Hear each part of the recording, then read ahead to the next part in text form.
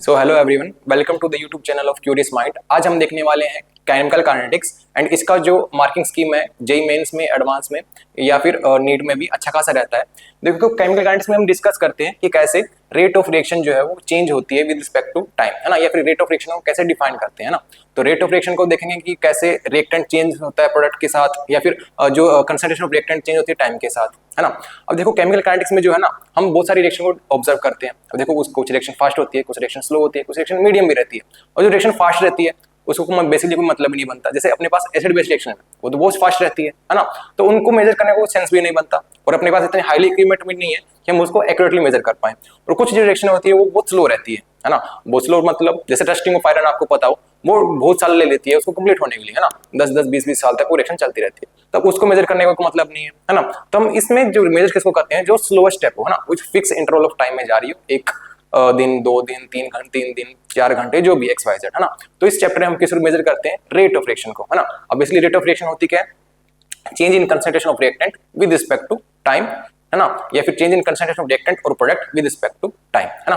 तो चलिए देखते हैं। देखिए केमिकल काइनेटिक्स जो होता क्या है, नाम से समझ में आ रहा होगा, केमिकल मींस कुछ रिएक्शन इन्वॉल्व हो रही है, केमिकल रिएक्शन इन्वॉल्व हो रही होगी, है ना। और काइनेटिक्स आप ऑलरेडी मीनिंग जानते हो इसका, है ना। काइनेटिक्स होता क्या है, कोई चीज मोशन में होना, या फिर बोले एक फ्लो में होना, है ना। अब फ्लो होने का मतलब समझना, ऐसा नहीं कि मूव कर रही होगी, है ना। अब मूव कर रही होगी तो हम उसको मेजर करेंगे। अब देखो जैसे डिस्टेंस को हम मेजर करते हैं, डिस्टेंस हम मेजर कर लेते हैं, है ना, बट हम उसके किसको रिस्पेक्ट में करते हैं, टाइम के रिस्पेक्ट में। जैसे 5 kilometre per hour, 10 kilometre per hour, है ना। तो वैसे ही हम इस कोई केमिकल रिएक्शन है, अब कोई कितनी जल्दी प्रोसीड हो रही है ना, ये भी अपने को आइडिया रहना जरूरी है ना। अब देखो नॉर्मल रिएक्शन में तो बेसिकली ना रहे, बट बात आई आपको पता हो रेडियो एक्टिव डीके एलिमेंट, है ना, वहां पे क्या रहता है, कोई रेडियो एक्टिव डीके, है ना, हो सकता है वो 10 साल में टूट रहा हो कंप्लीट, है ना, या फिर 10 साल में आधा टूट रहा हो, है ना। तो वो चीजें वहां पे बहुत इंपॉर्टेंट बन जाती है, क्योंकि आपको पता हो रेडियो एक्टिव डीके जो है एक बहुत बड़ा आने वाली चीजों में यूज होने वाला है। क्योंकि रेडियो एक्टिव डीके जो है आपको पता है बहुत इमिशन जो है वहां पर बहुत हानिकारक वहां पे अपने पास डीके देखने को मिलता है ना, तो आपको पता हो। और इसके अलावा मैं बोलूं कि जो रेडियो एक्टिव डीके है उसका यूज भी बहुत है ना। जैसे फर्स्ट ऑफ ऑल मैं शुरुआत करना चाहूंगा यहाँ पर केमिकल काइनेटिक्स में हम मेजर हम किसके रिस्पेक्ट में करते हैं ना। तो हम सबसे पहले पढ़ते हैं हम रेट ऑफ रिएक्शन, है ना। क्या पढ़ते हैं, रेट ऑफ रिएक्शन को, है ना। अब देखो रेट ऑफ रिएक्शन होती क्या है, नाम से पता लग रहा है रेट ऑफ रिएक्शन, है ना, मतलब रेट को कहीं रिएक्शन को जो हम कहीं ना कहीं मेजर कर रहे होंगे, है ना। जैसा कि मैंने अभी बोला कि रिएक्शन को मेजर किस रिस्पेक्ट में करेंगे, टाइम के रिस्पेक्ट में, है ना। अब जैसे मैं कैसे बोलूं कि जैसे एक कोई रिएक्टेंट है और रिएक्टेंट से कोई जो अपना प्रोडक्ट बन रहा होगा, है ना। अब देखो रिएक्टेंट से कोई प्रोडक्ट बन रहा होगा, तो यहां पर मैं देखूं कि जो रिएक्टेंट है ना, वो टाइम के रिस्पेक्ट में क्या होगा, डीके होगा, एंड प्रोडक्ट जो होगा वो फॉर्म होगा, है ना। तो रेट ऑफ रिएक्शन हम क्या बोल सकते हैं, इट इज द, इसको रेट ऑफ रिएक्शन को हम क्या बोलेंगे, it is the change in concentration of reactant and product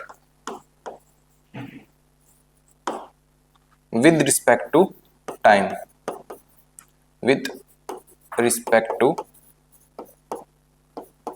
है ना। Change in concentration of either reactant और प्रोडक्ट को विद रिस्पेक्ट टू टाइम हम मेजर करने वाले हैं ना। अब मैं बात करूं अगर रिएक्टेंट के रिस्पेक्ट में, है ना, मैंने क्या बोला, रेट ऑफ रिएक्शन क्या होती है, चेंज इन कंसंट्रेशन, है ना, विद रिस्पेक्ट टू टाइम। अब चेंज को मैं रिप्रेजेंट कर दूं डेल्टा से, मान लो, है ना। चेंज क्या होता है, सी, है ना, असर रिप्रेजेंट करते हैं उसको आर, है ना। आर क्या है, reactive concentration divide by time dt, है ना। अब इसको ऐसे लिख सकते हो, चेंज कैसे लिखोगे, C2 माइनस C1, है ना, इस तरह से, या फिर T2 माइनस T1, इस तरह से, कोई दिक्कत, है ना। अब एक चीज समझो, रिएक्टेंट क्या हो रहा है, टाइम के साथ कम हो रहा है, डिक्रीज हो रहा है ना। तो इसलिए उसको रिप्रेजेंट करने के लिए साइन यूज करते हैं यहां से माइनस। ये जो माइनस साइन है ये क्या रिप्रेजेंट करता है, जो कंसंट्रेशन है रिएक्टेंट की with respect to time decrease हो रही है ना।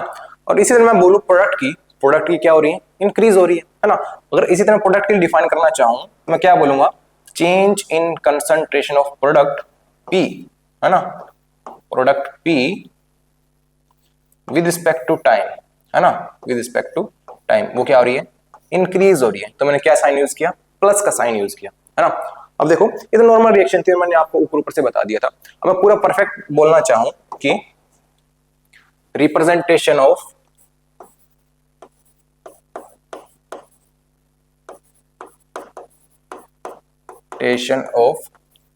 Rate of reaction. Rate of reaction को आप बेसिकली रिप्रेजेंट कैसे करेंगे, है ना? तो वो देखो यहां से रेट ऑफ रिएक्शन में के लिए मैं एक जनरल रिएक्शन लेता हूं, जैसे ए बी बी और यहां से सी और डी। अब जो यहाँ पे स्मॉल ए स्मॉल बी सी डी है ना, ये क्या है? स्टोइचोमेट्रिक कोफिशिएंट, है ना? अब देखिए रेट ऑफ रिएक्शन, किसी रिएक्शन की रेट ऑफ रिएक्शन जो है वो एक ही रहेगी। अब एक टाइम पे एक ही हो सकती है ना, अलग अलग थोड़ी हो सकती है, बट आप उसको डिफाइन कर सकते हो in terms of A B C and D, है ना? अलग अलग रिएक्टेंट अलग अलग प्रोडक्ट के रिस्पेक्ट में आप अलग अलग डिफाइन कर सकते हो, but rate of reaction overall जो है सेम रहेगी, है ना? जैसे मैं डिफाइन करना चाहूं इन टर्म्स ऑफ रिएक्टेंट ए, है ना, तो मैंने जैसे अभी बताया change in concentration of reactant A, है ना, विद रिस्पेक्ट टू टाइम, है ना, और साइन कैसा आएगा?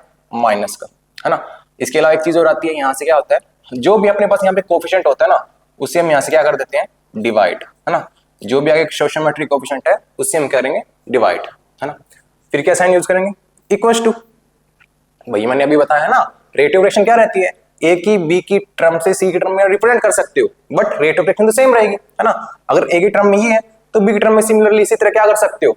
Change in concentration of B, है ना, विद रिस्पेक्ट टू टाइम, और माइनस साइन बिकॉज जो कंसंट्रेशन है बी की विद रिस्पेक्ट टू टाइम क्या हो रही है?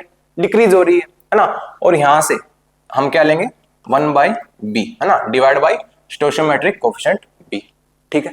सिमिलरली प्रोडक्ट के रिस्पेक्ट में इज इक्वल टू क्या आएगा? Change in concentration of product c divide by time t, and यहां पर साइन कैसा आएगा? प्लस का, क्यों? बिकॉज यहां पे कंसंट्रेशन क्या हो रही है? Increase, and divide by stoichiometric coefficient c is equal to similarly D के रिस्पेक्ट में plus sign because concentration increase हो रही है again, D divide by del T, है ना, and divide by D stoichiometric coefficient of D, है ना? तो यहां से हमने रिप्रेजेंट कर दिया रेट ऑफ रिएक्शन को, है ना? अब यहां से ना एक सिमिलर चीज और आती है अपने पास, कई चीजें कई बार स्टूडेंट कंफ्यूज हो जाते हैं उस चीज को लेकर के। जैसे एक टर्म आती है, मैं बोलूं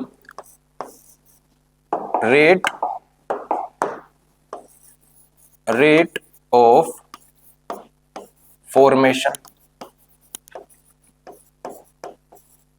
या फिर अपीयरेंस ऑफ ए, है ना? अब देखो रेट ऑफ रिएक्शन क्या है? वो डिफरेंट चीज है, और मैं बात आई रेट ऑफ अपीयरेंस या फिर फॉर्मेशन ऑफ ए, वो डिफरेंट चीज है ना? अब यहां पे क्या बात है कि फॉर्मेशन और अपीयरेंस में, है ना, यहां पे कैसे रिप्रेजेंट करोगे? रिप्रेजेंट करने का जस्ट सिमिलर तरीका वही है ना, क्या? Change in concentration of A divide by dt, है ना, और साइन कैसा? माइनस का, बस। बट अब इसमें और इसमें भी बस डिफरेंस किसी बात का है, इसमें स्टोइचोमेट्रिक कोफिशिएंट इन्वॉल्व हो रहा था और इसमें इन्वॉल्व नहीं होता, है ना? बट ये बस यही डिफरेंस है अपना रेट ऑफ रिएक्शन में और रेट ऑफ अपीयरेंस या फॉर्मेशन में के अंदर, है ना?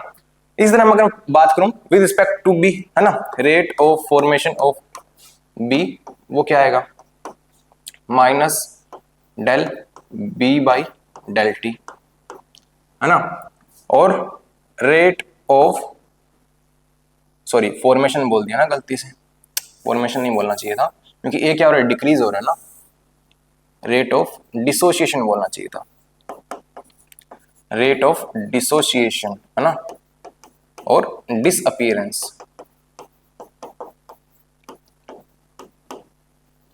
है ना?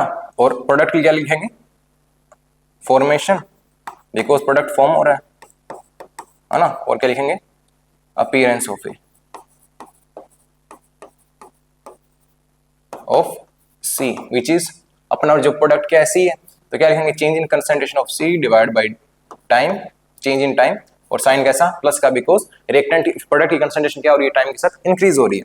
Similarly rate of formation of D which is plus का sign del D divide by D T, है ना? अब एक चीज और मैं बात करूं यहां से, यहाँ पे अपने बात की थी रेट की, है ना। अब जो रेट होती है ना, वो रेट ऑफ रिएक्शन जो होती है उसका आप दो टर्म में रिप्रेजेंट कर सकते हो, either in terms of average rate और इंस्टंटेनियस रेट की फॉर्म में, है ना। अब फर्क इतना क्या है इनमें, नाम से पता लग रहा होगा। एवरेज क्या है, पूरी रिएक्शन का एवरेज लेंगे हम, है ना, मतलब पूरी रिएक्शन जो एंड में कंसंट्रेशन है और जो इनिशियल थी उसका चेंज, है ना, जो एंड का टाइम है और इनिशियल टाइम था उसका चेंज, है ना। तो उसमें क्या आएगा, एवरेज रेट। जैसे डिफाइन कैसे करेंगे, डेल, है ना, del change in concentration of C divide by dt, है ना। अब देखो इंस्टेंटेनियस में क्या होगा, नाम से पता लग रहा है, उस पॉइंट ऑफ इंस्टेंट पे, है ना, उस पॉइंट ऑफ इंस्टेंट पे रेट क्या है ना। तो उसके लिए आपको पता हो, फिजिक्स में आप ऑलरेडी सीख चुके होंगे ना, क्या वर्ड यूज करते हैं, डी, है ना, D C divide by D T, है ना।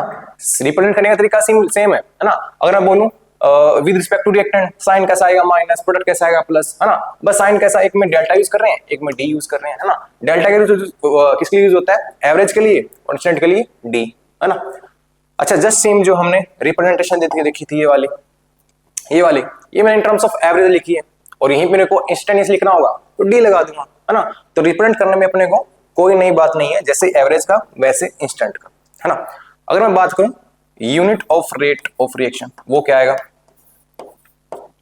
Unit of rate of reaction, है ना, वो यहां से क्या आएगा। तो जैसे हमने पढ़ा, ये है क्या, change in concentration upon time. देखो कंसंट्रेशन यूनिट क्या होती है, कंसंट्रेशन, है ना, कंसंट्रेशन यूनिट क्या होती है, डिवाइड बाय टाइम, यही है ना अपना। अब यहां से कंसंट्रेशन यूनिट क्या होती है, मोल पर लीटर, और टाइम की यूनिट क्या होती है, सेकंड, है ना। तो यहां से यूनिट क्या आ गया अपने पास, मोल पर लीटर सेकंड, है ना। तो ये आ गया unit of rate of reaction, ठीक है। अब इस बेस पे क्वेश्चन देखें, तो यहां से अपने पास एक क्वेश्चन आता है। ये क्वेश्चन जो है नीट 2022 में ऑलरेडी आ चुका है। तो अपने को एक रिएक्शन दे रखी है 4a + 3b to 6c + 9d, है ना। क्वेश्चन में पूछा गया है रेट ऑफ फॉर्मेशन ऑफ सी, है ना, इज दिस। अब जो भी इंफॉर्मेशन है ना उसको आप रिप्रेजेंट करते चलो। यहां से भी थोड़ी देर पहले मैंने बताया rate of formation of C, इसका मीनिंग क्या है, rate of formation of C, लिख लो उसको, है ना, rate of formation of C, इसका मीनिंग क्या बताया था मैंने थोड़ी देर पहले, plus D C divide by D T, right. इसकी वैल्यू गिवन अपने को 6 × 10⁻⁻² मोल पर लीटर पर सेकेंड, ठीक है। एंड और क्या गिवन है, रेट ऑफ डिसअपीयरेंस, है ना, बेसिकली डिसअपीयरेंस होना चाहिए था, डिसअपीयरेंस ऑफ ए, है ना। और क्या गिवन है, rate of disappearance of A, of disappearance of A is, अच्छा रिप्रेजेंट कैसे करेंगे, माइनस का sign, D A by D T is equal to 4 × 10⁻⁻² mole per litre second, ठीक है। फिर पूछा गया क्वेश्चन में फाइंड रेट ऑफ रिएक्शन, पहला क्वेश्चन ये rate of reaction find out करना है। और क्या पूछा है, and the amount of be consumed in the interval of 10 second, है ना। पहला क्वेश्चन क्या है, रेट ऑफ रिएक्शन निकालना है। दूसरा क्वेश्चन क्या है कि 10 सेकंड में बी की कितनी अमाउंट वहां पे यूटिलाइज हो जाएगी, कितनी अमाउंट कंज्यूम हो जाएगी, है ना। तो इसके लिए पहले क्या कर लो, इन जनरल जो इस रिएक्शन के लिए आपको गिवन है रेट ऑफ रिएक्शन लिख लो। कैसे रिप्रेजेंट करोगे इसको, जैसे मैंने वही बताया, ए के लिए minus D A divide by, यहां से क्या कैसे रिप्रेजेंट करेंगे, minus D A divide by D T divide by stoichiometric coefficient, है ना। तो minus D A divide by D T and divide by stoichiometric coefficient यहाँ पे कितना है 4, ठीक है, इज इक्वल टू, यहां से क्या आएगा अपने पास, बी के लिए क्या आएगा, minus D B divide by D T and stoichiometric coefficient कितना है 3, तो 3 से डिवाइड कर दिया, है ना। एंड जस्ट सिमिलर सी के लिए भी यहां से लिख सकते हैं D C divide by D T divide by 1/6, और साइन कैसा प्लस का, इज इक्वल टू, ये भी प्लस का साइन 1/9 डी/dt। तो ये हमने कर लिया रिप्रेजेंट इसको, है ना।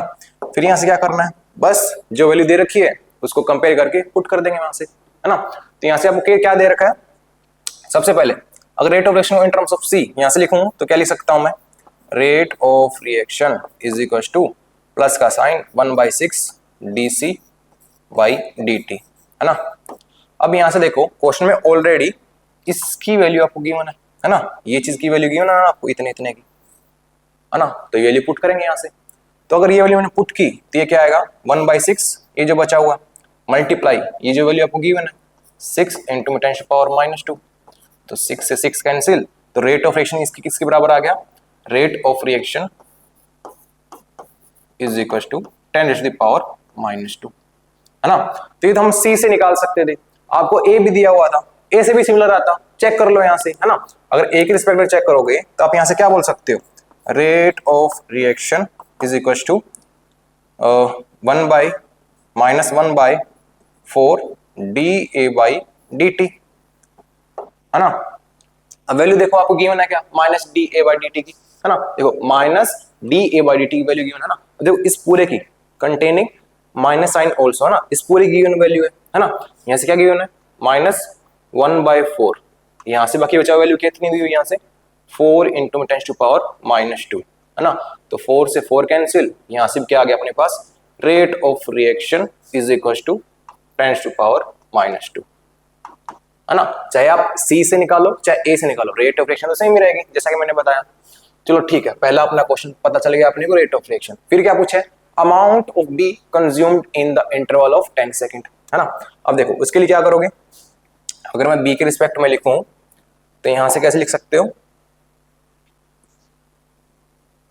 तो यहां से हमने बी के रिस्पेक्ट में देखा,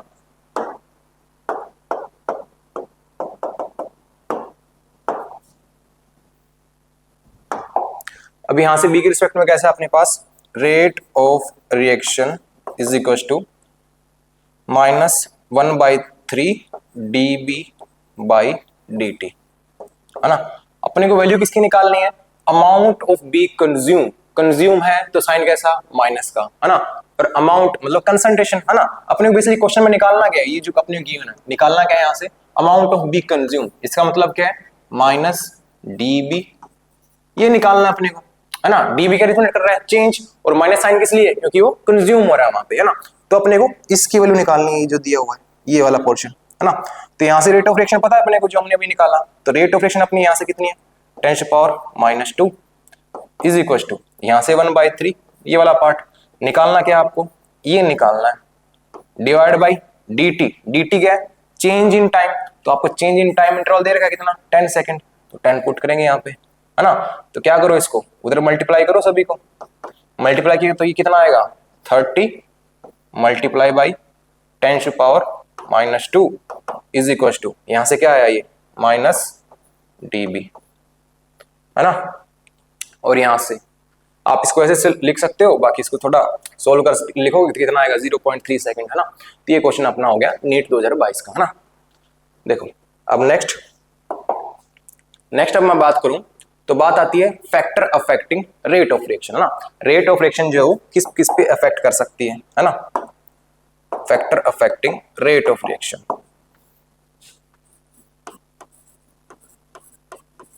फैक्टर अफेक्टिंग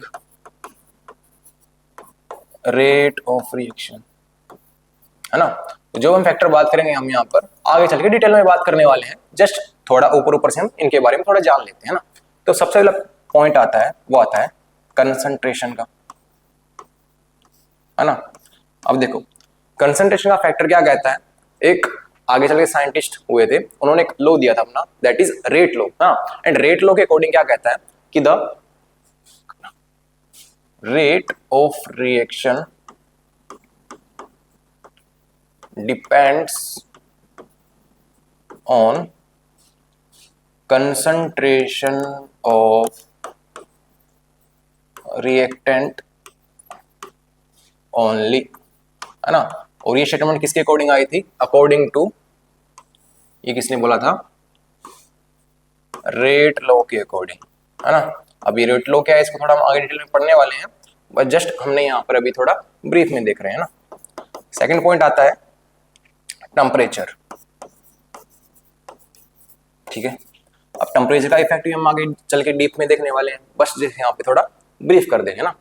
टेम्परेचर क्या कहता है, on increasing temperature rate of reaction increases, है ना। And it is experimentally observed, experimentally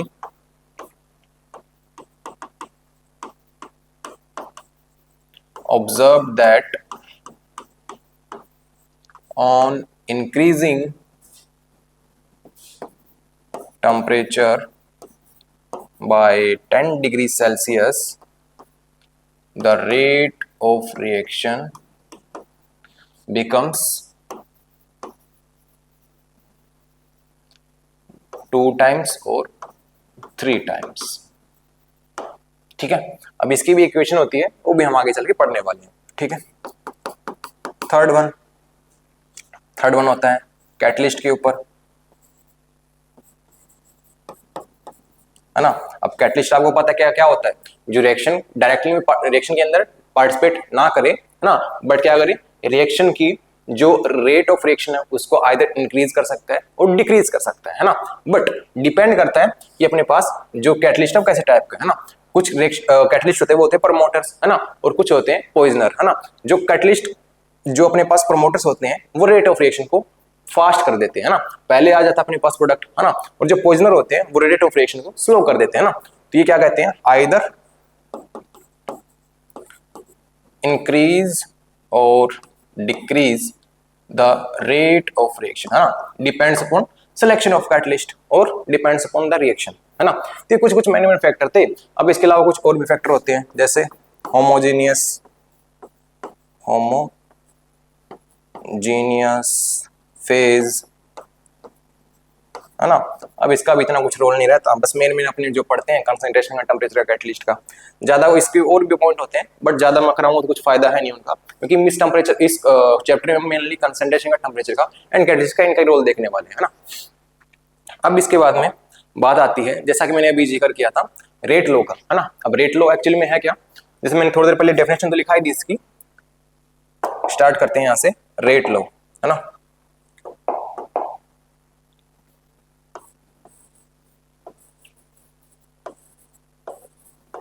rate लो। अब देखो रेट लो अभी थोड़ी देर पहले मैंने बताया था, क्या था, it explain how the concentration of reactant affect the rate of reaction, है ना। It explain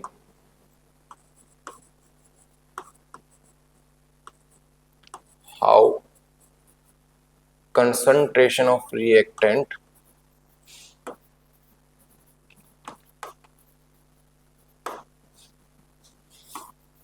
affect rate of the reaction, है ना। अब इसने क्या किया, एक रिप्रेजेंटेशन दिया अपने का, है ना, रेट लो रिप्रेजेंटेशन इसको बोलते हैं ना। अब इसने क्या बोला, मैं देखना बात करूं रेट लो एक्सप्रेशन की, है ना, वो कुछ इस तरह से आता है, रेट लो एक्सप्रेशन,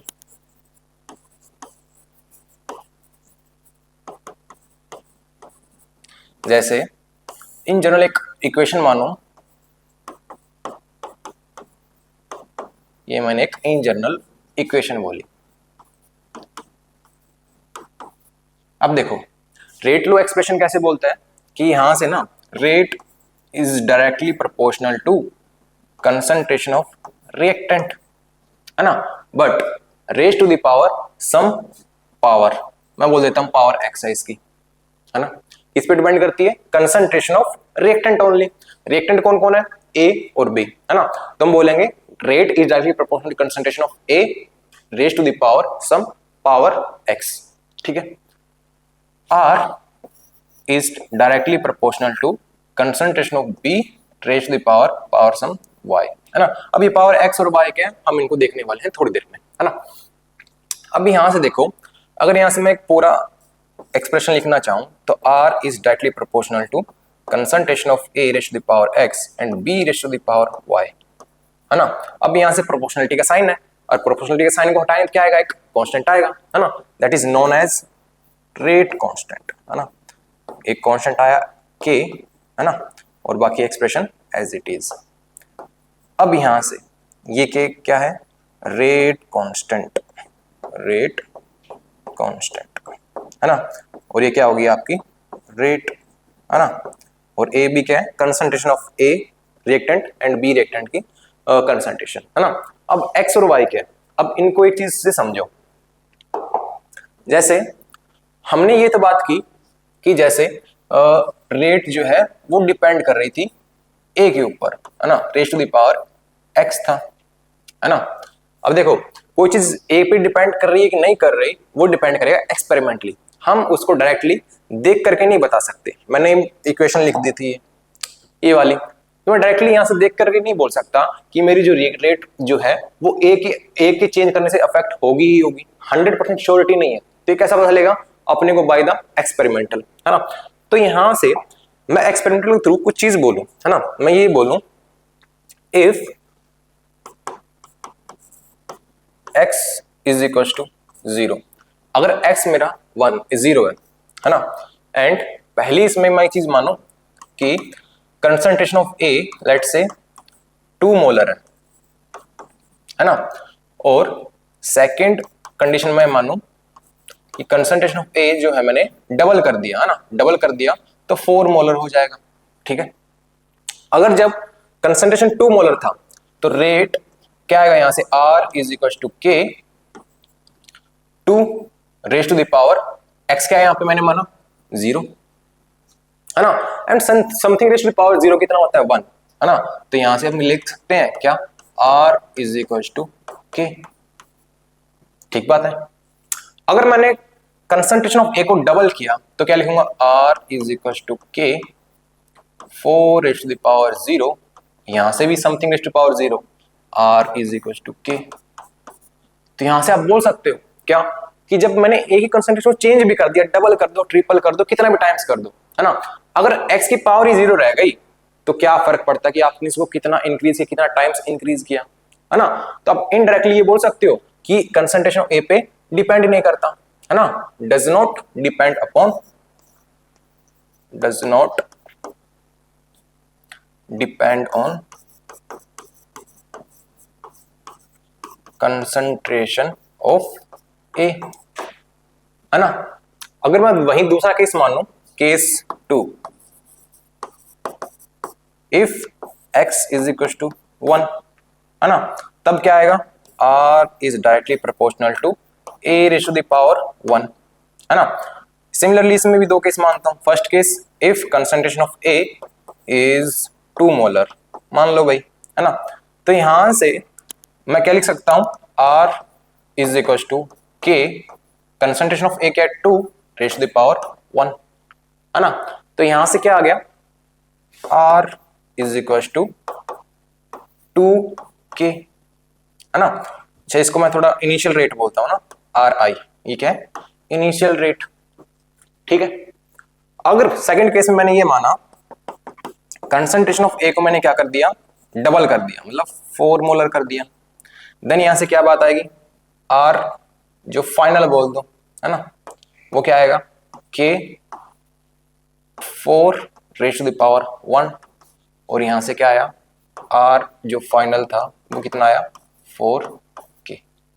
तो यहां से फर्क दिख रहा है, यहां से क्या हुआ, जब आपने A को डबल किया कंसंट्रेशन को, तो यहां से डबल करने से अगर मैं बोलूं कि जो फाइनल रेट है कितना टाइम्स है इनिशियल का, आपको दिख रहा होगा 2 टाइम्स, है ना। आप लिख सकते हो ना इसको, यहां से इसको क्या बोल सकते हो आप, rate of final is equal to 2 times of initial 1, ये कंक्लूड कर सकते हो इस चीज से, है ना। तो यहां से आप क्या बोल सकते हो, on doubling the concentration of A, है ना, rate of reaction increase 2 times, है ना। और वहीं इसमें क्या था, जब x की रेज़ टू पावर 0 थी, जब क्या था, डबल करने से कोई इफेक्ट नहीं पड़ रहा था, है ना। तो यहां से क्या बोल सकते हो, double the concentration rate of reaction, double, है ना। वहीं अगर चलो एक और केस लेते हैं, x को मैं मानू 1, है ना। केस थर्ड क्या हो सकता है, x कैन बी 2, तो r is directly proportional to concentration of a raise to the power 2, है ना। तो again first case, if the concentration of a is 2 molar, है ना, तो यहां से क्या बोलोगे आप, r is equal to k, 2 put किया, 2 का स्क्वायर एंड 2 का स्क्वायर कितना आया, r is equal to 4k, इसको इनिशियल बोल देते हैं भाई, है ना। सेकंड केस, डबल कर दिया हमने, यहां से क्या आया, r is equal to k 4 का स्क्वायर, और यहां से 4 का स्क्वायर कितना आ गया अपने पास 16 इंटू में k, इसको फाइनल बोल दो, है ना। तो यहां से आपको दिख रहा होगा जब x की पावर 2 हो गई तो रेट ऑफ वो फाइनल की जो रेट थी वो इनिशियल कितना टाइम दिख रहा है आपको, 4 टाइम्स ऑफ इनिशियल 1, है ना। तो यहां से क्या बोलोगे, doubling the concentration, double the concentration, है ना, जो रेट क्या हो गई, रेट बिकम्स 4 टाइम्स, है ना। अभी सब सारा सारा लॉजिक किस चीज का है, यहां पर पावर का लॉजिक है ना। जब पावर अपने पास 0 थी, डज नॉट इफेक्ट, है ना। जब पावर 1 हो गई, डबल करने से डबल, है ना, या फिर 4 टाइम्स करने से 4 टाइम्स, 8 टाइम करने से 8 टाइम्स, है ना। और यहाँ पे जब पावर 2 हो गई तो डबल करने से 4 टाइम्स, है ना। तो आप बोल सकते हो कि यहां से डायरेक्टली हम ये नहीं बोल सकते कि यहां पर कि जो अपनी रेट ऑफ रिएक्शन है वो इस पर डिपेंड करेगी, है ना। जो कंसंट्रेशन ऑफ ए है उस पर डिपेंड करेगी, ये हम 100% श्योरिटी के साथ नहीं कह सकते। कैसे कह सकते हैं कि यहां पर पावर क्या है उस पर डिपेंड करेगा, 0 हुई तो बात ही खत्म हो गई ना, 1 हुई तो कुछ अलग तरह से इफेक्ट करेगा, 2 हुई तो कुछ अलग तरह से इफेक्ट करेगा, है ना। क्योंकि 1 टाइम्स जब पावर 1 थी तो डबल करने से डबल हो जा रहा था, 2 थी तो डबल करने से 4 टाइम्स हो जा रहा था ना, तो इफेक्ट कहीं ना कहीं मल्टीप्लाई होता चला जा रहा था, और 0 होने से कुछ इफेक्ट ही नहीं था, है ना। तो कहीं ना कहीं ये जो पावर्स थी ये इस चीज को अफेक्ट कर रही थी, है ना। अब ये पावर्स के, अब इनको पावर्स को नाम दिया गया, है ना। मैं बोलूं यहां से x प्लस वाई इसको बोलते हैं x प्लस वाई, इसको बोलते हैं order of the reaction, order of the reaction, है ना। दोनों को मिलाकर बोल देंगे ऑर्डर ऑफ द रिएक्शन, या फिर बोलो overall order of the reaction, एक ही बात है, overall order of the reaction. अच्छा एक्स को क्या बोलूंगा, order with respect to A, है ना। वाई क्या है, order with respect to B, right, है ना। अब इसके बाद में यहां तक बात ठीक है। अगर यहां से मैं पूरी चीजें कंक्लूड करना चाहूं तो क्या बोलूंगा मैं यहां से, if the order of the reaction is zero order, है ना, if order is zero, if order is zero, तो क्या होगा, डबल करने पे, on doubling the concentration, on double the concentration it does not affect the rate of reaction, है ना। अगर if order is first then double the concentration rate becomes double, है ना। and if the order is second, if order is second तब क्या होगा, on double the concentration rate becomes 4 times, है ना। अच्छा यहां से मैं पूछूं जो हमने रेट कांस्टेंट निकाला था उसकी यूनिट क्या आएगी, है ना। सोचने वाली बात है ना, अपने को रेट कांस्टेंट की यूनिट का पता होना चाहिए। तो यहां से अगर यूनिट देखो तो क्या आएगी, unit of rate constant,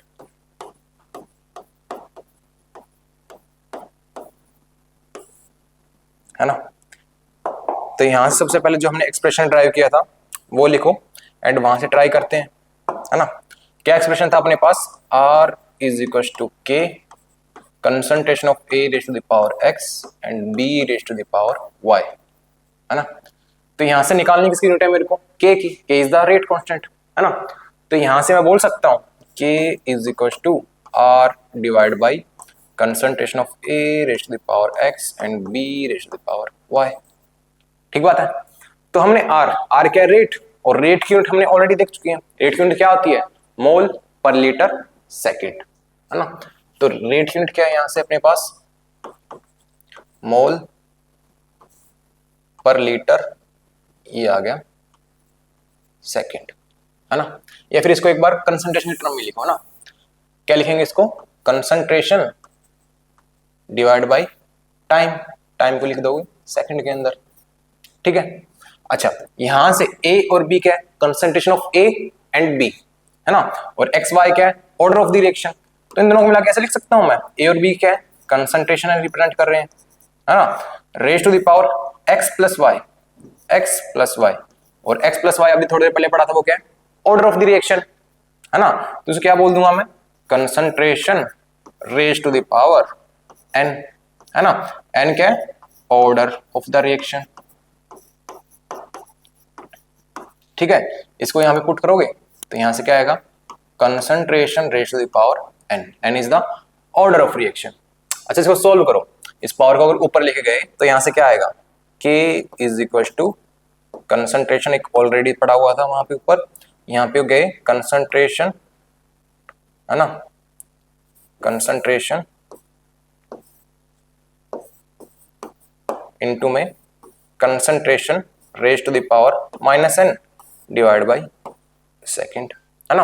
base same है, पावर ऐड होगी, तो यहां से क्या आएगा अपने पास, concentration raise to the power 1 minus n divide by second. तो ये अपने पास एक जनरल फॉर्म आ गई k की, है ना। तो n की वैल्यू डिपेंड करेगी अपने पास यूनिट इसकी, अगर यूनिट अपने पास n की वैल्यू 0 है तो कुछ अलग यूनिट रहेगी, 1 है तो अलग रहेगी, 2 है तो कुछ अलग रहेगी, है ना। जैसे हम देखें यहां से क्या एक्सप्रेशन आया अपने पास, k is equal to concentration raise to the power 1 minus n divide by second, है ना। अगर ऑर्डर 0 है, 0th ऑर्डर, है ना, तो यहां से हम क्या करेंगे, n की वैल्यू 0 पुट करेंगे, है ना, ये तो सीखा हमने। तो अगर n की वैल्यू हमने 0 पुट की तो क्या आएगा, concentration raise to the power 1 minus 0 divide by second, है ना। और कंसंट्रेशन यूनिट क्या होती है, मोल पर लीटर, है ना। कंसंट्रेशन होती क्या है, मोल पर लीटर, तो क्या लिख देंगे, मोल पर लीटर, है ना, और डिवाइड बाय अपना क्या था, सेकंड। तो ये यूनिट आ गई अगर ऑर्डर अपना जो है रिएक्शन का 0th ऑर्डर है ना। Second, if n is equal to 1, first order है तो क्या पुट करेंगे, k को, n को 1, तो यहां से क्या आएगा, concentration raise to the power 1 minus 1 divide by second, और यहां से 1 माइनस 1 कितना आएगा, 0, and something raise to power 0 is 1, तो 1 बाय सेकंड बोल देंगे, या फिर बोल दो सेकंड इनवर्स, है ना। Next, n is equal to 2, अगर 2 रहा तो k is equal to concentration raise to the power 1 minus 2 divide by second, और यहां से अपने पास क्या आएगा, concentration raise to the power minus 1 divide by second, है ना। तो यहां से कंसंट्रेशन क्या होता है, मोल पर लीटर, और mole per litre raise to power minus 1 divide by second, है ना। या तो इसको ऐसे लिखो, या फिर इसको थोड़ा अच्छे से लिखना चाहें, लीटर को ऊपर भेज दो भाई और मोल को नीचे लिख दो, यहां से क्या लिख सकते हो, लीटर पर मोल पर सेकंड, है ना। तो ये यूनिट हो गई अपनी सेकंड ऑर्डर की।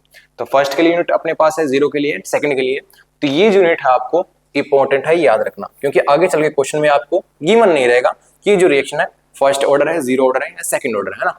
तो इंपॉर्टेंट है, इन सभी यूनिट को याद कर लेंगे अच्छे से, ठीक है। चलो उसके बाद एक क्वेश्चन देखते हैं रेट लॉ के ऊपर। अपने गिवन है for a reaction rate is equals to this when the initial concentration of A is triple, keeping the concentration of B is constant, then the initial rate would be the how many times of final one, तो यहां से क्या आएगा, पूछा गया अपने पास, expression दिया अपने को r is equal to k A raise to power 2 and b, है ना। अब यहां से क्या बोला है, मान लो मैं इसको बोलता हूं इनिशियल रेट बोलता हूं ना, ये होगी इनिशियल। फिर हमने इसमें चेंज किया है, ए को हमने ट्रिपल कर दिया, है ना, और बी की कंसंट्रेशन हमने रखा सेम।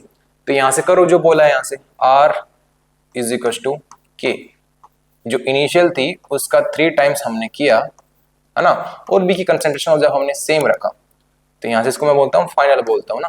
तो यहां से फाइनल वाली क्या आएगा, 3 कट स्क्वायर 9, बाहर लिख लो भाई, है ना, के, इसको एज इट इज, फिर ए का स्क्वायर एंड बी, है ना। और यहां से ये टर्म अपनी क्या है, R of initial, initial rate, तो यहां से हम बोल सकते हैं R of final is equal to 9 times of initial one, है ना। तो यही अपने से पूछा था नीट 2023 के क्वेश्चन में बेस्ड ऑन रेट लो, है ना। एक और क्वेश्चन देखते हैं, है ना। अब ये क्वेश्चन देखो, इस क्वेश्चन में अपने क्या दिया, यहाँ पे एक रिएक्शन दी है ना, और अपने को डेटा दिया हुआ है ना। डेटा में अपने को कंसंट्रेशन ऑफ ए दिया हुआ है, कंसंट्रेशन ऑफ बी दिया हुआ है, एंड जब कंसंट्रेशन अपनी 0.1 है, 0.1 है बी की भी, तब उस पॉइंट ऑफ टाइम पे रेट ऑफ रिएक्शन दिया हुआ है ना। और अपने क्या करना है, find order of the reaction. Find क्या करना अपने को, find order of the reaction.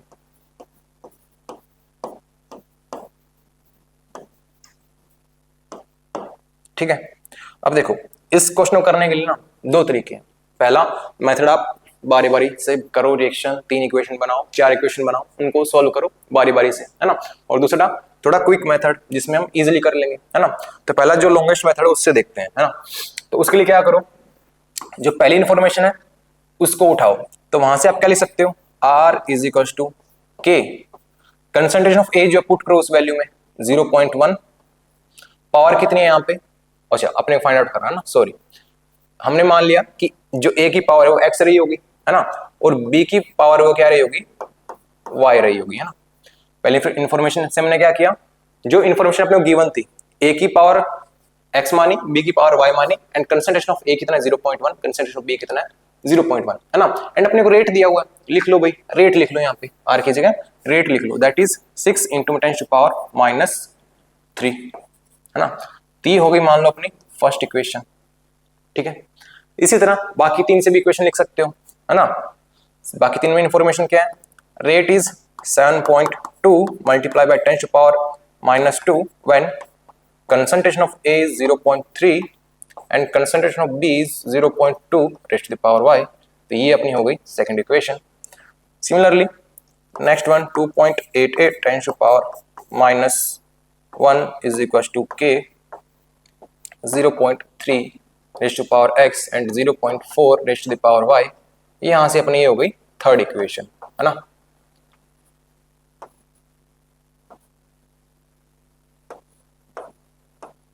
Fourth one 2.44 multiply by 10 to power -2 is equal to k into में 0.4 raise to the power x and 0.1 raise to the power y, ये होगी अपनी fourth equation, है ना।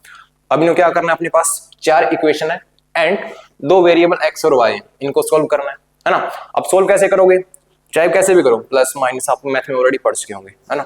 अब देखो प्लस माइनस करने से ये अपनी प्रॉब्लम सोल्व होने वाली है नहीं, तो अपने क्या करना पड़ेगा, यहाँ पे डिवाइड करना पड़ेगा, सो दैट कोई एक टर्म अपना कैंसिल हो जाए। हम देखो ना कि हम कैसे करते हैं, क्वेश्चन को आपने सोल्व किया होगा 10th में भी, 11th में, जब भी आप कोई सी भी क्लास में देख रहे हो, तो यहाँ से आपने देखा होगा अगर अपने पास 2 वेरिएबल रहते हैं तो अपने को एक वेरिएबल को कैंसिल करना पड़ता है, सो दैट जो बचा हुआ वेरिएबल है उसकी वैल्यू निकाल लो, है ना। तो यहाँ से आपको एक वेरिएबल कैंसिल करना पड़ेगा, और एक वेरिएबल कैंसिल कैसे होगा, यहाँ पे आपको दिख रहा होगा, सब्ट्रैक्ट करने से होगा नहीं, क्योंकि यहाँ पे प्लस माइनस साइन नहीं है। और कैंसिल कैसे होगा फिर, ये डिवाइड से, है ना, क्योंकि ऑब्वियस सी बात है यहाँ पे क्या है, सब चीजें मल्टीप्लीकेशन में यहाँ पर अपने पास, है ना। तो यहाँ सर आप ये देखो कि 2 वेरिएबल जो है वो कैंसिल कैसे हो सकते हैं। अगर मैं उठाऊं इक्वेशन सेकंड एंड थर्ड को, अगर मैं इन 2 इक्वेशन को उठाता हूं सबसे पहले, तो आपको दिख रहा होगा यहाँ पर 0.3 है, यहाँ पे 0.3 x टू पावर x है ना। अगर मैंने इन दोनों को डिवाइड किया तो क्या होगा, ये वाली टर्म कैंसिल हो जाएगी आपस में, है ना, और बाकी जो टर्म बच जाएगी उसको सोल्व कर लेंगे, है ना। मैं सबसे पहले क्या करता हूं, यहां पर डिवाइड इक्वेशन 2 by 3, है ना। इक्वेशन को 2 को 3 से डिवाइड करता हूं तो अपने पास क्या आएगा यहां से 7.2 multiply by 10 raise to the power -2 is equal to k 0.3 raise to the power x and 0.2 raised to the power y divided by equation third which is 2.88 multiplied by 10 to the power -1 is equals to 0.3 raised to the power x and 0.4 raised to the power y, है ना। लिखा हमने, जो common term है cancel करो यहां से, ये टर्म इससे कैंसिल, है ना, ये टर्म इससे कैंसिल, है ना। अब बाकी जो बची पावर है वो भी देख लो यहां से, और यहां से क्या कर सकते हो, और यहां से आपको दिख रहा होगा ये यहां से कैंसिल होगा, है ना। एक डिजिट इसको इधर खिसका के लिखोगे इसको तो ये क्या आएगा 28.8 इंटू 10 पावर -2, है ना। तो इसको कैंसिल करोगे तो यहां से अपने पास क्या आएगा 1/4, है ना। इसको कैंसिल किया, ये क्या आया 1/4 इज इक्वल टू, है ना। अब अगेन इसको क्या लिख सकते हो 0.2 पावर सेम है ना, divide by 0.4 raise to the power y, है ना।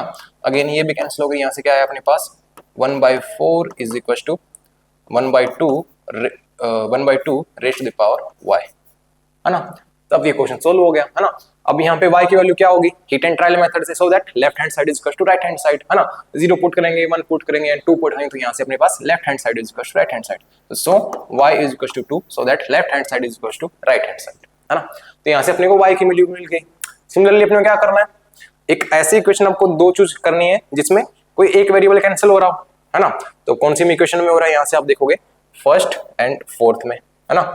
इसमें क्या, इसमें 0.1 कैंसिल हो जाएगा, है ना। तो इसमें भी क्या करोगे डिवाइड इक्वेशन फर्स्ट बाय 4, दोनों को डिवाइड करोगे यहाँ से, है ना। तो यहाँ से डिवाइड करोगे तो यहाँ से आपके पास क्या आएगा, इक्वेशन फर्स्ट क्या है 6 इंटू में 10 to power -3 is equal to k and 0.1 raise to the power x, 0.1 raise to the power y divide by and 2.44 multiplied by 10 to power -2 is equals to k 0.4 raised to the power x and 0.4 raised to the power y, है ना। तो यहाँ से common term k से k cancel, 0.1 से 0.1 cancel, यहाँ से अब अगेन इसको क्या लिख सकते हो 24.4 multiplied 10 to power -3, एक डिजिट उधर खसका दिया तो, है ना। तो यहाँ से ये कट के क्या बचेगा अपने पास 1/4 इज इक्वल टू, अगेन ये भी कैंसिल होकर क्या बचेगा यहाँ से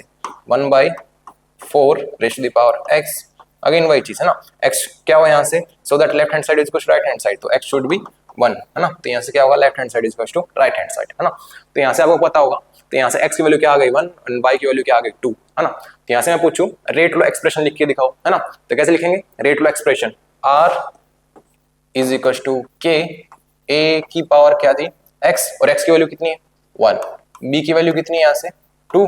तो यहाँ से ऑर्डर मैंने क्या बताया था, ऑर्डर ऑफ रिएक्शन इज 1 + 2 मतलब x + y, है ना। तो यहाँ से ऑर्डर कितना आ जाएगा, ऑर्डर इज 1 + 2 विच इज 3, है ना। ओके, अब देखो ये तो हो गया अपना लॉन्ग मेथड। अब शॉर्ट मेथड क्या है इसका, डायरेक्टली करना अपने को वही काम है कि एक ऐसी इक्वेशन देखनी है जिसमें अपने पास जो फैक्टर है, एक जो फैक्टर है वो क्या हो रहा हो कैंसिल हो रहा हो, है ना। तो यहाँ से एक चीज देखो, मैंने सबसे पहले क्या किया, मैं उठाता हूँ मान लो सबसे पहले इस इक्वेशन सेकंड और थर्ड को उठाता हूँ, जो मैंने काम यहाँ पे किया था। आप देखिए इसको देख के भी देख सकते हो ना, ये एक ऐसा फैक्टर होना चाहिए जहां पर कंसंट्रेशन सेम हो रही हो। तो यहाँ पे इसकी कंसंट्रेशन सेम है, इसकी भी कंसंट्रेशन सेम है, तो मैंने इन दो इक्वेशन को उठाया, है ना। तो अब इसमें देखो, इसमें कंसंट्रेशन क्या है, कांस्टेंट है, चेंज नहीं हो रही है की, ठीक है। बट बी की चेंज हो रही है, तो बी की कितने टाइम्स हो रही है, बी की देखो, बी की जो कंसंट्रेशन है वो क्या हो रही है, डबल हो रही है, 0.2 से 0.4, है ना, डबल हो रही है भाई। अब बी की कंसंट्रेशन डबल होने से रेट पे क्या इफेक्ट पड़ रहा है वो देखो, बी को डबल किया तो कंसंट्रेशन रेट ऑफ रिएक्शन वो क्या हो गई 7.2 से 28.8 इंटू 10 पावर -2, है ना, मतलब 4 टाइम्स हो गई। अगर ये डबल हुआ, है ना, तो ये क्या हो गई 4 टाइम्स, है ना। तो इसका ये हमने थोड़ी देर पहले पढ़ा था, है ना, थोड़ी देर पहले हमने ये बात की थी ना, मैं बात करूं ये वाली चीजें, ये है ना, इसके लिए किसके लिए पढ़ा था हमने, जब rate of reaction order double कर देते हम कंसंट्रेशन को, तो रेट बिकम कितनी हो रही थी 4 टाइम्स। किसके लिए हो रही थी, जब ऑर्डर कितना था अपना 2 टाइम्स, है ना। और जब डबल करने पे डबल हो जा रहा था तब ऑर्डर क्या था 1, और डबल करने में कुछ अफेक्ट नहीं हो रहा तब क्या था 0 ऑर्डर, है ना। तो सेम वही लॉजिक अपने को यहाँ पे लगाना था कि आप देख सकते थे यहाँ पे डबल करने से 4 टाइम्स हो जा रही है, मतलब बी की जो बी के रिस्पेक्ट में जो ऑर्डर है वो क्या रहा होगा, यहाँ पे सेकंड ऑर्डर रहा होगा, है ना। और सिमिलरली अगर मैं इन दोनों इक्वेशन को उठाऊं, अब इन दोनों इक्वेशन को क्यों उठाना अपने को, क्योंकि यहाँ पर 0.0.1 कॉमन है, तो वो टर्म इजीली एलिमिनेट हो जाएगी। और यहाँ से देखोगे अगर इसको मैंने क्या किया 4 टाइम्स, है ना, 4 टाइम्स मैंने किया, तो यहां से आप देखोगे ये कितना टाइम्स हो रहा है, ये भी 4 टाइम्स हो रहा है ना। तो 4 टाइम्स करने से 4 टाइम्स हो जा रहा है, मतलब कौन सी ऑर्डर की रिएक्शन है, फर्स्ट ऑर्डर की रिएक्शन, ठीक है, समझे। तो यहां से बिल्कुल इजीली क्वेश्चन आते हैं, यहां से रेट लॉ से आप इजीली टैकल कर सकते हो इनको, है ना। देन इसके बाद में टर्म आती है मोलिकुलरिटी ऑफ रिएक्शन, है ना। और देखो मोलिकुलरिटी ऑफ रिएक्शन क्या है, ज्यादा बड़ी कोई चीज है नहीं है, बस एक टर्म ही है अपने पास, मोलिकुलरिटी ऑफ ए रिएक्शन।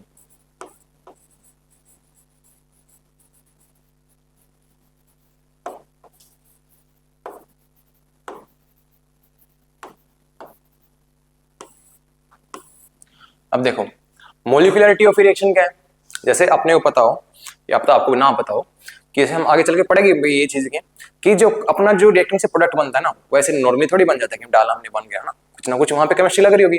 अब वहां पे होता क्या एक्चुअल में, जो रिएक्टेंट के बहुत सारे मॉलिक्यूल हो गए, एटम्स हो गए, आयंस हो गए, वो क्या करते हैं आपस में कोलाइड करते हैं ना, और वहां से कोलाइडिंग से क्या होता है अपने पास केमिकल रिएक्शन परफॉर्म होती है, मतलब रिएक्टेंट से अपना प्रोडक्ट बनता है ना। तो बेसिकली मोलिकुलरिटी कुछ नहीं है ना, ये क्या है, it is the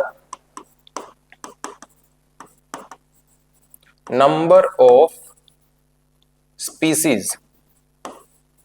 basically species क्या है, एटम्स, आयंस या फिर मॉलिक्यूल्स भी हो सकते हैं, that are collide together, that must be collide together, that are collide together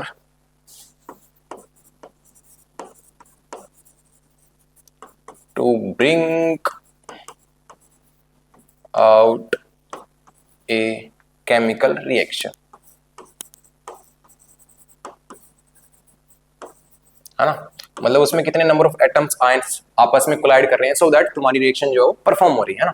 मैं एग्जांपल में बोलूं, जैसे 2a + b गिव्स प्रोडक्ट कुछ भी c + d या फिर जो भी आप बोलना चाहो, है ना। तो यहाँ पे मैंने क्या बोला, जितने तुम्हारे एटम्स बोल दो, आयंस बोल दो, रिएक्टेंट के आपस में कोलाइड कर रहे हैं, तो आपको दिख रहा होगा 2 एटम्स ऑफ a एंड 1 एटम्स ऑफ b कोलाइड कर रहे हैं। तो यहाँ से सिंपल आप क्या बोल सकते हो, 2 + 1 = 3। यहाँ से 3 क्या आ गई, 3 is the molecularity of A reaction, है ना। ये क्या है, 3 यहाँ पे क्या है, मोलिकुलरिटी है इसकी रिएक्शन की। सिंपल कोई और एग्जांपल होता है, जैसे simple a + b, a plus give p product p, तो यहाँ से क्या आता है 1 + 1, स्टोइचोमेट्रिक कोएफिशिएंट से देख सकते हैं डायरेक्टली। तो यहाँ पे क्या आता है 2 is the molecularity of reaction, है ना। बस इतना कॉन्सेप्ट था मोलिकुलरिटी का, है ना। नेक्स्ट अभी बात आती है इसके बाद एलिमेंट्री रिएक्शन की, है ना। अपने पास रिएक्शन जो आती है वो 2 टाइप्स की आती है बेसिकली, एक होती है एलिमेंट्री रिएक्शन, एक होती है कॉम्प्लेक्स रिएक्शन, है ना। तो सबसे पहले अगर मैं बात करना चाहूं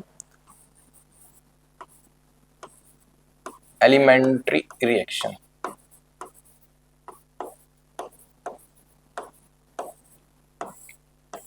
अब देखो एलिमेंट्री रिएक्शन क्या होती है, दोज रिएक्शन वो प्रोसीड इन 1 स्टेप, है ना, या फिर कंप्लीट इन 1 स्टेप, है ना। These are 2 reaction which are complete in 1 step.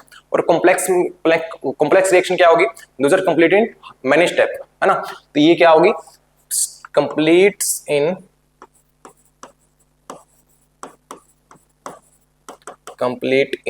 One step, है ना। और वहीं पे मैं बात करूं कॉम्प्लेक्स रिएक्शन ही वो क्या होगी, मैनी स्टेप में। अब एक चीज ध्यान रखना, कोई चीज कॉम्प्लेक्स रिएक्शन है, कोई रिएक्शन एलिमेंट्री रिएक्शन या फिर कॉम्प्लेक्स रिएक्शन है, आप उसको देख करके नहीं बता सकते।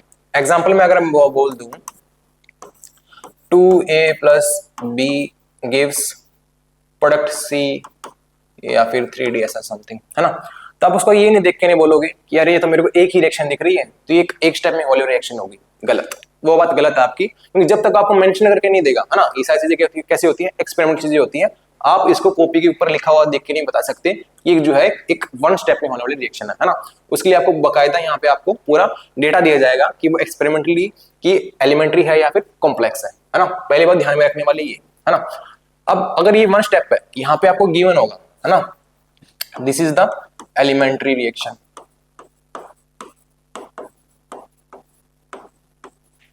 ठीक है। अब इसके बाद स्टार मार्क करके करने लिखने वाली बात है, वो क्या है, you can directly right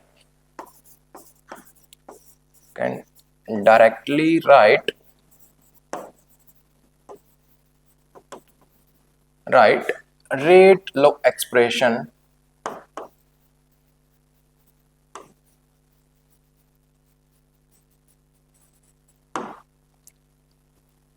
by the help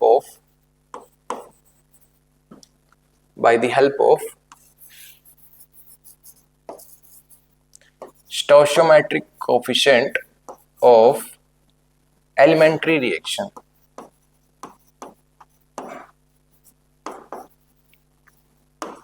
अब इसका मीनिंग क्या है, थोड़ी देर पहले हमने रेट लॉ एक्सप्रेशन में पढ़ा था कि अपना रेट ऑफ रिएक्शन वो डिपेंड करती है कंसंट्रेशन ऑफ ए और बी पे raise to the power some x and y, है ना। और वो एक्स और वाई क्या थे, ऑर्डर ऑफ द रिएक्शन, और वो कैसे डिपेंड कर रहे थे, एक्सपेरिमेंटली डेटा था, हम देख के नहीं बता सकते थे, है ना। बट यहाँ पर जब आपको गिवन रहे द रिएक्शन इज एलिमेंट्री, है ना, तो आप वहां से डायरेक्टली बिना कुछ सोचे वहां से आप क्या बोल सकते हो, R is equal to K A B. अगर मैं इस रिएक्शन के लिए लिखना चाहूं दैट इज एलिमेंट्री रिएक्शन, तो आप डायरेक्टली जो यहाँ पे स्टोइचियोमेट्री दिया होगा वही आप डायरेक्टली उसके ऑर्डर कंसीडर कर सकते हो, है ना।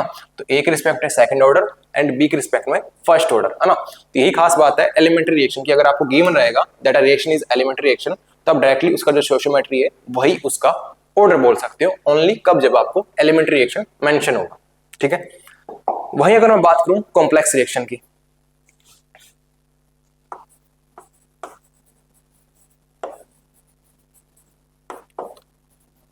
कॉम्प्लेक्स रिएक्शन, तो अभी थोड़ी देर पहले मैंने बता दिया एलिमेंट्री क्या था, एक स्टेप में हो रहा था, और कॉम्प्लेक्स क्या होगा, मोर देन वन स्टेप, है ना। Complete in more than one step, है ना। जैसे एक कंसिडर करता हूं रिएक्शन में, example like a plus 2b give product c, है ना, और इसको मानता हूं इसका स्टेप फर्स्ट क्या होगा, step first is a plus b give i something, and step number 2 is I plus b gives let's say c, ठीक है। एंड फाइनल स्टेप इज, यहाँ पे भी चलो कुछ मान लेता हूँ ना, p मानता हूँ, चलो b gives p and p gives me c, है ना। तो इस तरह आपको दिख रहा होगा ये जो मेरी रिएक्शन थी फर्स्ट वाली रिएक्शन, है ना, 3 स्टेप में प्रोसीड हो रही है, जिसमें सबसे पहले a प्लस बी मिलकर के I बना रहे हैं, देन I प्लस बी मिलकर के कोई प्रोडक्ट P बना रहा है, देन P जो है अपने को C दे रहा है ना। तो यहां से आप देखोगे ये क्या था, स्टेप नंबर 3 था, है ना। तो यहां से आप देखोगे इन 3 स्टेप से मिलकर के जो है मेरा फाइनल रिएक्शन बन रही है ना। बेसिकली जो I यहाँ पे क्या था, एक इंटरमीडिएट था, जो सभी को जब ऐड करोगे ना सभी रिएक्शन को, यहाँ से क्या हो जाएगा, कैंसिल हो जाएगा। यहाँ पे देखोगे a प्लस 2b अपने को क्या मिल रहा है, c मिल रहा है ना।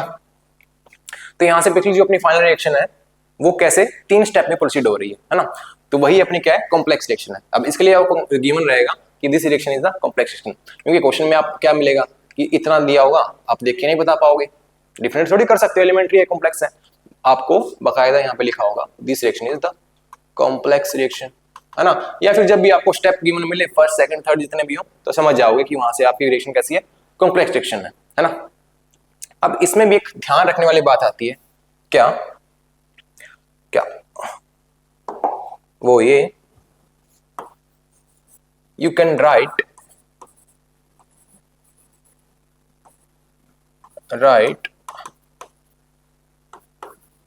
Rate law expression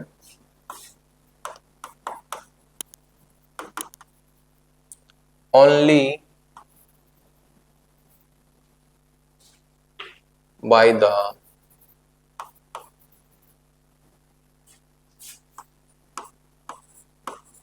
slowest step in complex reaction.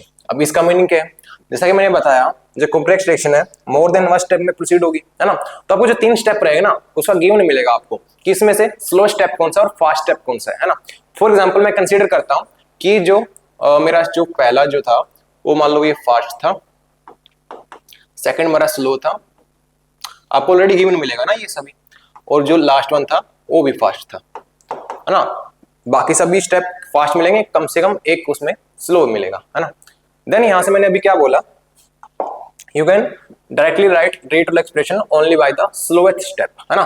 तो आपको स्लोएस्ट स्टेप दिख रहा होगा, कौन सा वाला था, सेकंड वन, है ना। तो आप इसी के रिस्पेक्ट में क्या लिख सकते हो, रेट लो एक्सप्रेशन लिख सकते हो, ना कि किसी और के रिस्पेक्ट में, है ना। तो यहां से क्योंकि सबसे स्लोएस्ट स्टेप कौन सा अपना फर्स्ट वाला ही है, तो यहां से किसको मेजर करोगे आप, किसके रिस्पेक्ट में लिखोगे, only with the help of second step, है ना। तो यहां से लिखना चाहो क्या लिखोगे, R is equal to K concentration of I, है ना, raise to the power 1 and concentration of B raise to the power 1, है ना। तो ये हो गया रेट लो एक्सप्रेशन लिखने का, है ना। अब देखो यहां पर देखने वाली बात क्या है, आई क्या एक इंटरमीडिएट था बीच में, जो बीच में बना था और बीच में खत्म हो गया, है ना। बट यहां पर देखने वाली बात है कि आपके एक्सप्रेशन में आई आ रहा था क्योंकि ये जो था स्लो स्टेप में इन्वॉल्व हो रहा था, है ना। हम आगे चल के इसको थोड़ा मॉडिफाई करेंगे, है ना। हम कैसे देखेंगे कि कैसे हम रेट लो एक्सप्रेशन लिख सकते हैं फॉर द कॉम्प्लेक्स रिएक्शन। अब यहां से ये लिखना सही क्यों नहीं है, क्योंकि आई आपका जो इंटरमीडिएट था, है ना, बट जो फाइनल रिएक्शन में जो है आपके आई नहीं रहा क्योंकि वो इंटरमीडिएट बीच में खत्म हो गया, है ना। तो ऐसे लिखना ये गलत है ना। हम आगे वाले लेक्चर आने वाले लेक्चर पढ़ने वाले हैं कैसे आप इसको एलिमिनेट करके इसको परफेक्ट रिएक्शन के टर्म्स में आप लिख सकते हो, ठीक है। चलो नेक्स्ट पढ़ने वाले हैं हम जीरोथ ऑर्डर रिएक्शन, है ना। अब जीरोथ ऑर्डर रिएक्शन की शुरुआत करें अगर, जीरो ऑर्डर रिएक्शन, है ना। ऑलरेडी हम पढ़ चुके हैं कि फॉर एग्जांपल मेरी कोई रिएक्शन है, ए से बी प्रोसीड हो रही है ना। Let's say initially concentration of A is A naught and B तो बना ही नहीं होगा, जीरो रहा होगा, ऑब्वियस सी बात है ना। एंड आफ्टर टाइम टी अब ए में ए नोट में से क्या होगा, कुछ अमाउंट डिसोसिएट होगी, लेट एक्स अमाउंट डिसोसिएट हो रही है एंड एक्स अमाउंट बी की बन रही है, राइट है ना। अब एक चीज और देखो, ये ए नोट माइनस एक्स वो क्या है, concentration of A at time T, भाई है ना। ए नोट माइनस एक्स क्या है, concentration of A at time T, तो इसको मैं क्या बोल सकता हूं, ए नोट माइनस एक्स को आप क्या रिप्रेजेंट कर सकते हो, concentration of A at time T, ठीक है। लिखना गलत तो नहीं होगा। अच्छा इसकी मैं रेट लो एक्सप्रेशन लिखना चाहूं वो तो क्या लिखूंगा, R is equal to K A raise to the power 0, because यहां पर अपने को पता है कि ऑर्डर ऑफ रिएक्शन कैसा है, जीरोथ ऑर्डर, है ना। तो मैंने क्या लिखा, ए की पावर क्या रहेगी 0, और यहाँ पे रिएक्टेंट क्या है, सिर्फ ए है, तो मैंने डायरेक्टली के ए रेज टू पावर 0 लिख दिया, है ना। अब यहां से रेट थोड़ी देर पहले हमने लिखा था, लिखना सीखा था, वो कैसे लिखा था, minus D A by D T, है ना। बिकॉज यहां पर जो कंसंट्रेशन ऑफ ए है वो डिक्रीज हो रही है टाइम के साथ, is equal to K A raise to the power 0, है ना। And something raise to the power 0 is 1, है ना। Something raise to power 0 is 1, तो यहां से हम बोल सकते हैं डी ए, अगर मैं इसको उधर मल्टीप्लाई कर दूं तो यह आएगा माइनस के, ये तो हो गया 1 है ना, ये तो हो गया 1 या डी टी। ठीक है, अब इसके बाद अपने को पता है डीए रिप्रेजेंट करता है बहुत स्मॉल टाइम इंटरवल या फिर बहुत इंस्टेंट पॉइंट ऑफ टाइम पे, है ना, और अपने को निकालना है एक पूरी रिएक्शन के लिए, है ना। तो अपने को यहाँ पे क्या करना पड़ेगा, इंटीग्रेशन, है ना, इंटीग्रेशन लगा के लिमिट लगानी पड़ेगी, है ना। तो यहाँ से हम लगाएंगे इंटीग्रेशन। अब इंटीग्रेशन लगाएंगे, अपर लिमिट माइनस लोअर लिमिट, है ना। अब इनिशियल टाइम क्या था अपना 0, फाइनल क्या टाइम t। यहाँ से इनिशियल कंसंट्रेशन क्या थी ए नॉट, और आफ्टर टाइम t क्या है, हमने मानी है AT मानी है ना, ठीक बात है। यहां से इंटीग्रेशन आपको पता नहीं हो तो मैं बता दूं, integration of dx is equal to x, है ना। तो यहां से क्या आएगा, integration of dA is a, है ना। इसका इंटीग्रेशन क्या आएगा a, लिमिट लगाएंगे a नॉट से AT is equal to minus k, इसका भी क्या आएगा t 0 से t, पुट करेंगे value AT minus upper limit minus lower limit AT minus a naught is equal to minus k t, है ना। यहाँ से माइनस साइन हटाने के लिए इसको मल्टीप्लाई कर देंगे इधर, तो ये क्या आएगा a naught minus AT is equal to KT, है ना। तो ये आ गया अपना expression for the 0th order reaction, है ना। इसे थोड़ा और भी मॉडिफाई कर सकते हैं, अपने को पता है यहाँ पर AT की वैल्यू क्या है, AT is equal to a naught minus x, value put कर सकते हैं ना इसकी। अगर मैंने इसकी वैल्यू पुट की ये वाली, है ना, तो इसको क्या लिख सकते हो, a naught minus AT is a naught minus x, है ना, इज इक्वल टू KT। तो यहां से क्या बोलोगे, a naught minus minus plus is equal to KT। तो यहां से a नॉट से a नॉट कैंसिल और x is equal to KT, है ना। तो यहां से अपने पास x क्या है, x is the amount of B formed और the amount dissociated in the initial concentration of A, है ना। तो यहां से वो अपने पास कंसंट्रेशन आ जाएगी, है ना। अच्छा, इसके बाद मैं कुछ और भी डिस्कस करना चाहूंगा, दैट इज हाफ लाइफ, है ना, हाफ लाइफ।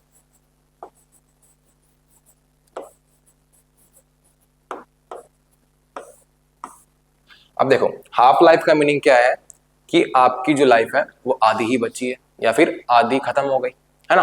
तो इसको रिएक्शन के टर्म में कैसे देखेंगे, कि इनिशियल कंसंट्रेशन का आधी खत्म हो चुकी है और जो बची हुई है उस लाइफ को बोलेंगे हाफ लाइफ, है ना। इस तरह मैं बोलूं 70%, चलो मैं आपकी डेरिवेशन करके दिखाता हूं, है ना। अब हाफ लाइफ में अपने क्या निकालना, अपने को the time eight which half of initial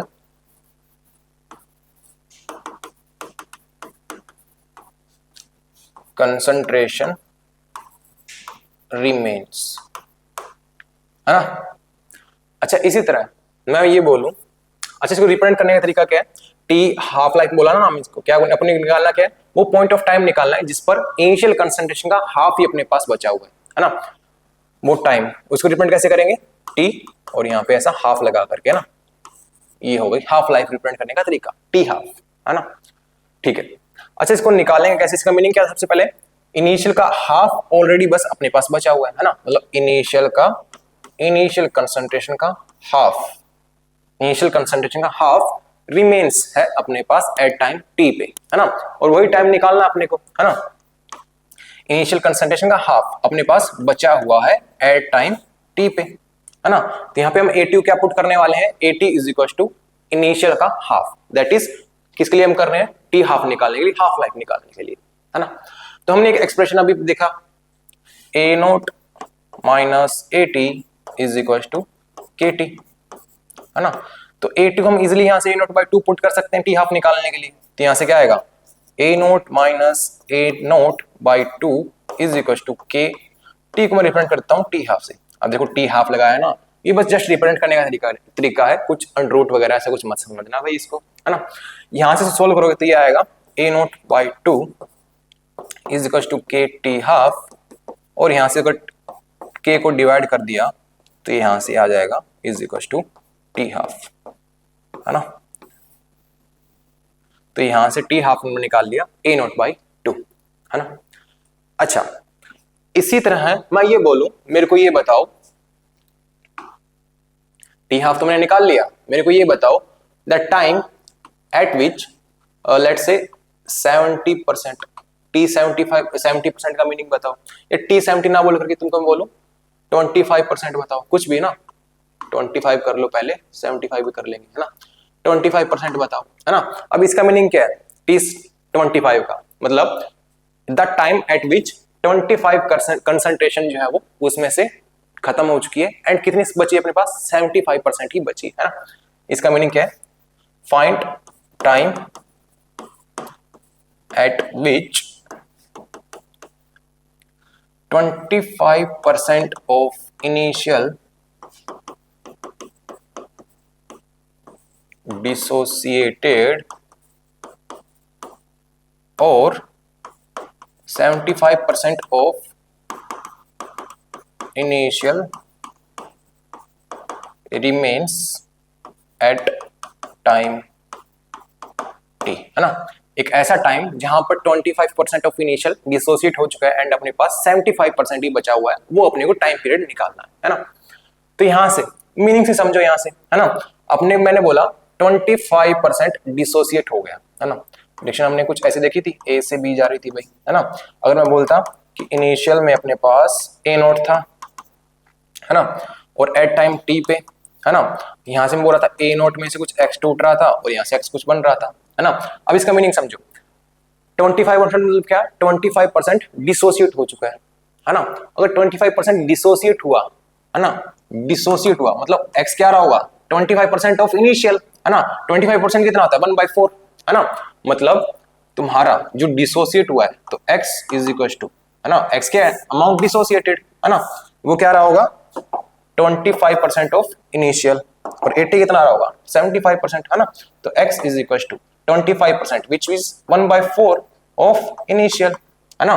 तो यहाँ पे क्या पुट कर सकते हो x की जगह, तो a note minus a naught by 4, यहां से x की वैल्यू क्या है a नोट बाई 4, और ये कितना आएगा 3a नोट बाई 4, है ना, और ये कितना है a नोट बाई 4, है ना।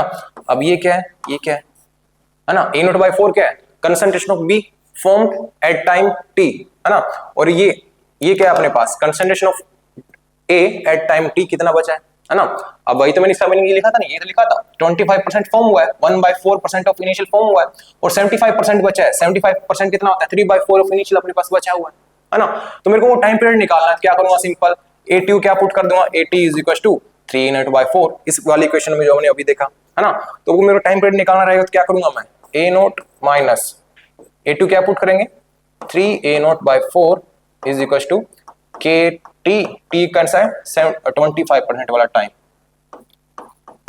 है ना। तो यहां से क्या आएगा 4 minus 3 a naught by 4 divide by k is equal to T 25%, है ना। तो टाइम पीरियड हमने निकाल लिया जिस पॉइंट पर अपने पास इनिशियल का 25% डिसोसिएट हो चुका होगा, है ना। इसी तरह आप 90% 75% भी ट्राई कर सकते हो, ठीक है। अच्छा, इसके बाद मैं कुछ ग्राफ ट्राई करना चाहूं, मैं ये बोलूं draw the graph between, first graph में बोलता हूं rate versus concentration of A for zeroth order, सभी के लिए ना, कौन किसके लिए बात कर रहा हूं मैं, जीरो ऑर्डर के लिए बात कर रहा हूं। ये जो ग्राफ है जीरो ऑर्डर के रिस्पेक्ट में बात कर रहा हूं, है ना।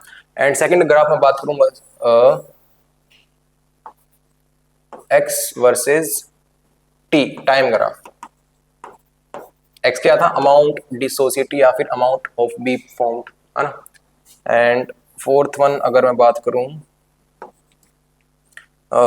T half versus initial concentration A naught, है ना। तो इनके ग्राफ क्या आएंगे, तो अपने को पता है रेट और इनिशियल कंसंट्रेशन या फिर concentration of A for zeroth order relation अपने को पता है, R is equal to K A raise to the power 0, है ना, something raise to power 0 R is equal to K, मतलब कंसंट्रेशन ऑफ ए पे डिपेंड कर ही नहीं रही ना जीरो ऑर्डर के लिए, मतलब रेट क्या आएगा कांस्टेंट, क्योंकि ए पे डिपेंड कर ही नहीं रही, कहीं कितना ही रहे, है ना। तो यहाँ पे ग्राफ अपना कैसा आएगा, बिल्कुल सीधा कांस्टेंट, है ना, क्योंकि डिपेंड कर ही नहीं रहा उस पे। फिर x वर्सेस टाइम ग्राफ, तो इसके लिए तो हमने अभी इक्वेशन देखा था x is equal to kt, equation आई थी ना अपने पास x is equal to kt। Normal y is equal to M X वाले के अकॉर्डिंग, तो y एक्सिस क्या है अपना x, z एक्सिस क्या है यहाँ पे टाइम, तो ये अपना स्लोप बच गया, दैट इज स्ट्रेट लाइन। तो यहाँ से स्लोप क्या आ गया, यहाँ से अपना पास स्लोप क्या है अपने पास m, है ना। अच्छा यहाँ से T half versus A naught, T half के लिए हमें भी रिलेशन देखा, T half is equal to A naught by 2k, है ना। मतलब अगेन वही y ये है अपना x ये और 1/2 क्या यहाँ पे स्लोप है, और यहाँ पे डिपेंड कैसे कर रहा है, डायरेक्टली डिपेंड कर रहा है भाई, है ना। और स्लोप यहाँ से क्या आ गया अपना 1/2k, है ना। तो ये हमने कुछ ग्राफ ड्रॉ किए इसके।